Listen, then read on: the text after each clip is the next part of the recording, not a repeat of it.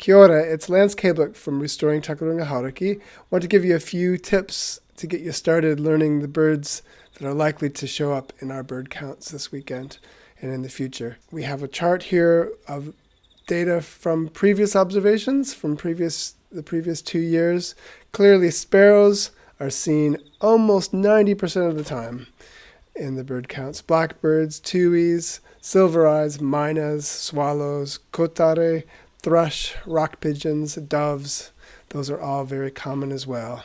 Of course, other fancy and very flashy birds like rosellas and fantails, starlings and gray warblers, both of which those last two have very distinctive calls, and magpies. Also, you could probably see spur-winged plovers are unmistakable, as are some of the more rare things like keraru, and we could even see bellbirds this year, so keep your eyes out. So these are some of the things you can look for. The size and color are obviously key. For example, you might confuse the color of silver eye with the color of a bellbird.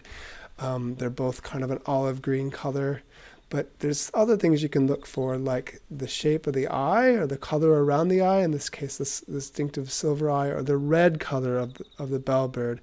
And also, these two birds are very different size. Similarly, the song thrush and the blackbird, especially the female blackbird, can look a little bit alike, but the speckledness of the song thrush and its call are very distinctive.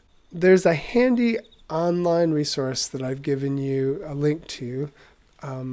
It's a online course you can do for 10 common New Zealand forest birds, many of which we could see in our gardens as well, because they're the most common ones.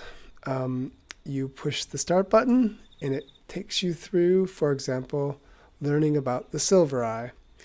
And you go through and learn about its appearance, practice listening to its call. For example, here's the plaintive creep, which you can hear the silver eyes.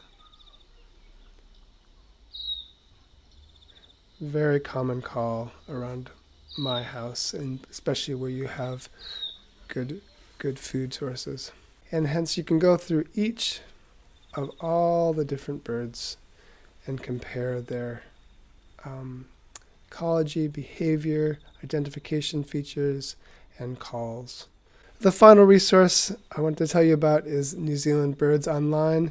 This is for any time you're not sure what a bird is, but it's a wonderful place to get the definitive information about many of our birds around New Zealand. So if you go to the Identify the Bird, click on it's an urban park or garden, go to step 2. It shows you list all the different possibilities, many of which you'll be familiar with, like the kotare here.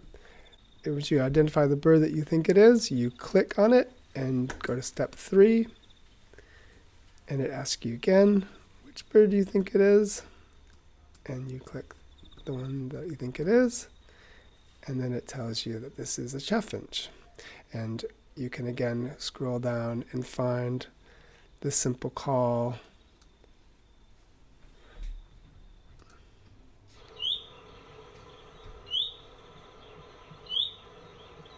So make sure you have fun with your bird calls and with learning about how to identify the different characteristics of our birds. There's only about 15 or so that you need to know, and most of us will only see 2 or 3 species in our bird gardens. So have fun and enjoy getting to learn more about our birds.